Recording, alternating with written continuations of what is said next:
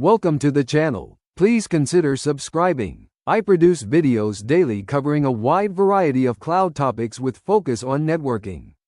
Today we're tackling a common but critical cloud migration scenario. An organization wants to move their external-facing applications from on-premises VMs to Google Cloud Platform. This is a classic lift and shift migration, but with some specific networking requirements that make the solution choice crucial. The key detail here is that users are in Northern Virginia, East 4. This geographic constraint is important because it affects our load balancer choice and architecture decisions.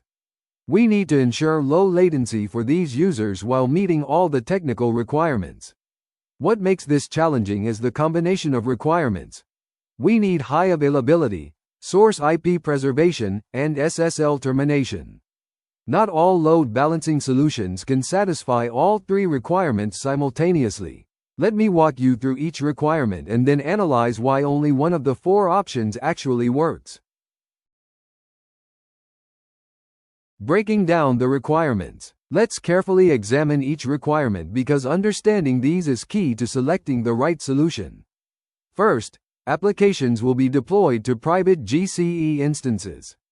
This means our compute engine instances won't have public IPs. They'll only have private IPs within the VPC. This is a security best practice. We don't want our application servers directly exposed to the internet. Second, preservation of source IP addresses must be supported. This is critical for many applications.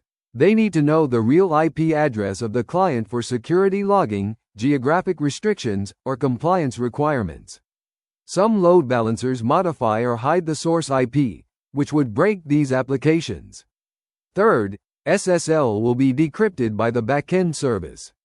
This means SSL termination happens at the application level, not at the load balancer. The load balancer must pass through the encrypted traffic without decrypting it. This is often required for end-to-end encryption compliance. These three requirements together significantly narrow our options. Let's see how each load balancer type handles these requirements. Understanding load balancer types. Google Cloud offers several types of load balancers, and it's crucial to understand their differences. Let me explain each type and how they work. Network load balancers operate at Layer 4, TCP, UDP. They're essentially sophisticated traffic routers that preserve the original packet information. Think of them as smart switches that distribute traffic without examining or modifying the content. They're fast, simple, and preserve all original packet information. SSL proxy load balancers are Layer 7 load balancers specifically designed for SSL traffic. However, they terminate SSL at the load balancer level, decrypt the traffic, and then re-encrypt it to the backend. This breaks our requirement for backend SSL decryption. HTTP/S load balancers are also Layer 7, operating at the application layer. They understand HTTP, HTTPS protocols and can make routing decisions based on URLs, headers, etc. But they also terminate SSL connections and don't preserve client IPs without using headers like X forwarded for. The key distinction is between Layer 4, network, and Layer 7, application, load balancers. For our requirements, this distinction is critical. Analyzing option 1. Network load balancer. Let's examine why the network load balancer with managed instance groups is the correct solution for this scenario. Network load balancers operate at Layer 4, which means they forward TCP, UDP packets without modifying them. This is exactly what we need for SSL pass-through. The encrypted SSL traffic flows through the load balancer untouched, allowing the backend services to handle decryption. For source IP preservation, network load balancers are perfect. Since they're not terminating connections, the original client IP is preserved in the TCP packets. Your applications see the real client IP address, not the load balancer's IP. The managed instance groups provide the high availability and scalability we need. They can automatically scale based on load and replace unhealthy instances. Combined with the network load balancer, you get a robust, scalable solution. Being a regional load balancer, it's perfect for our East 4 requirement. It provides low latency for users in Northern Virginia while maintaining all the required functionality. Why SSL proxy load balancer fails. Now let's understand why the SSL proxy load balancer, despite having SSL in its name, is actually wrong for this scenario. The fundamental issue is that SSL proxy load balancers are designed to terminate SSL connections at the load balancer level. They decrypt incoming SSL traffic, inspect it, and then create new SSL connections to the backends. This is great for many use cases, but it directly violates our requirement. Our requirement states, SSL will be decrypted by the backend service, not by the load balancer. With SSL proxy, the load balancer does the decryption, which means the backend receives either unencrypted traffic or re-encrypted traffic with a different certificate. Additionally, SSL proxy load balancers don't preserve the original source IP in the same way. They use the X forwarded for header to pass the client IP, which requires application changes to read this header instead of the connection source IP. While SSL proxy is excellent for offloading SSL processing from backends, it's the opposite of what we need here. Why HTTP/S load balancers don't work. Let's examine both HTTP/S load balancer options and understand why neither meets our requirements. Internal HTTP/S load balancers are designed for internal traffic within your VPC. The key word here is internal. They're not accessible from the internet. Since our applications are external facing and serve users in Northern Virginia over the internet, an internal load balancer simply won't work. Users wouldn't be able to reach the applications at all. External HTTP/S load balancers might seem like a better fit since they're internet facing. However, they have the same fundamental issues as SSL proxy. They operate at layer 7, which means they terminate SSL connections. They need to decrypt HTTPS traffic to make routing decisions based on URLs, headers, and other HTTP-level information. Both types of HTTP/S load balancers also modify the source IP. They pass the original client IP using HTTP headers, X forwarded for, not at the TCP level. This requires application modifications and doesn't meet the preservation of source IP addresses requirement as stated. Implementation architecture. Let me show you how the correct solution, network load balancer with managed instance groups, would be implemented.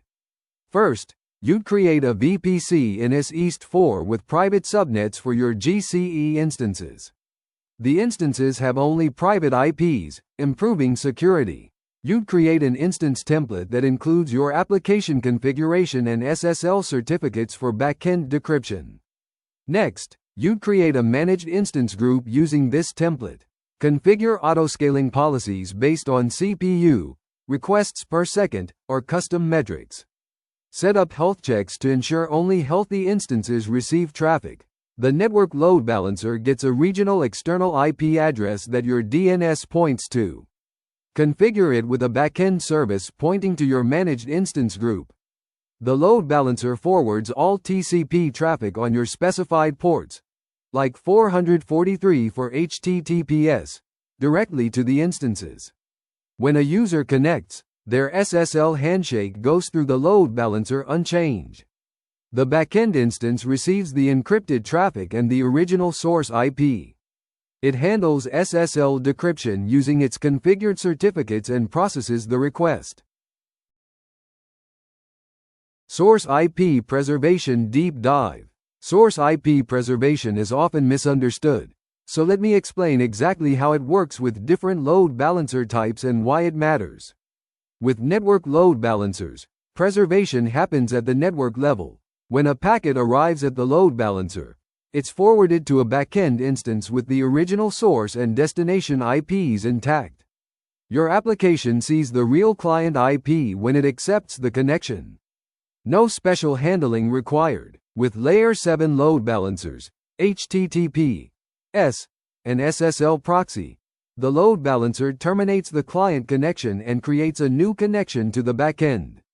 The backend sees the load balancer's IP as the source. The original client IP is passed in HTTP headers, requiring application changes to extract and trust these headers.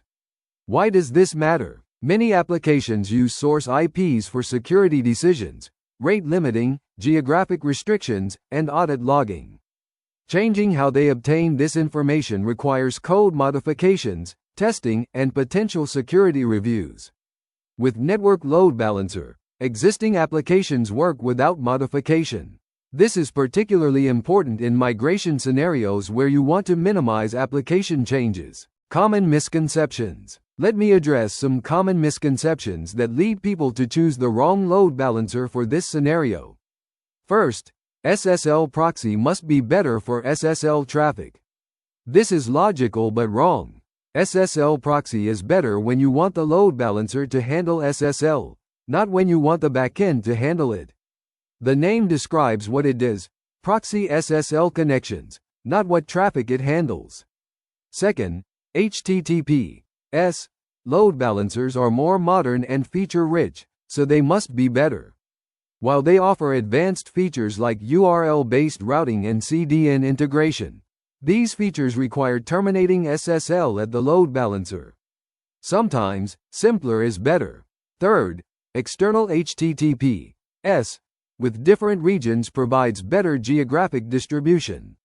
The question specifies users are in ES East 4, so we need a regional solution there, not global distribution.